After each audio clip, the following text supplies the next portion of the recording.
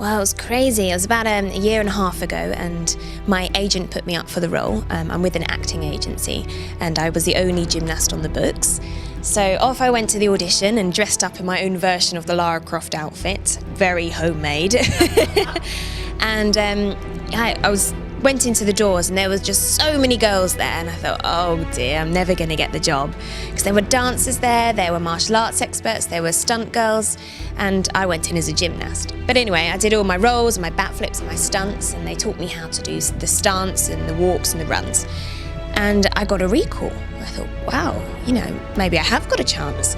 And eventually I got down to the last two, and I was up against a British kickboxer. Okay, here we go, right, gymnast versus a kickboxer. And I got to try on the real outfit, because it's quite difficult to do gymnastics when you've got the heavy boots and the guns and the rucksack on. But I was determined to get the job, so I did it, and I got the job, so I'm so happy to be here.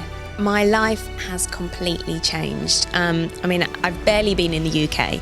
I've been all over the world. I've been all over Europe. I've been in Australia, Singapore, Dubai, South Africa, all over Scandinavia. Now I'm in America.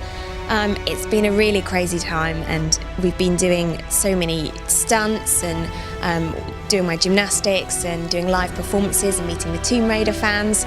So it's been a whirlwind, definitely. I think, well, being an actress, I really researched the role.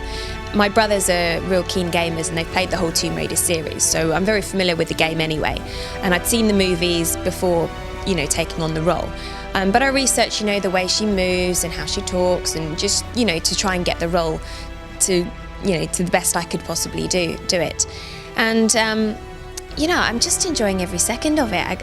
I'm getting to do everything that I love, my acting skills, my gymnastics. I'm a bit of an action girl anyway, so I love rock climbing and scuba diving and horse riding.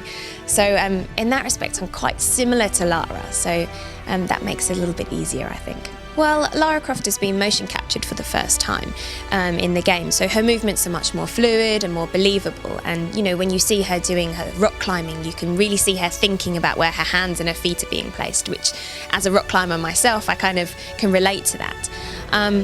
And I had to learn a Lara Croft routine, and between me and the choreographer, we put moves together that that I like doing and what she thought looked good, and put together this gymnastic combat kind of routine, which kind of shows what Lara can do in the game as well.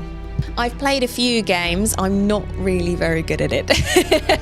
I'll have to be honest. I'm much better at getting out there and doing the real live action. And when I go to the games conventions, the girls and the guys are there, and the girls all dress up as Lara, and we have photos together, and we do lots of signings.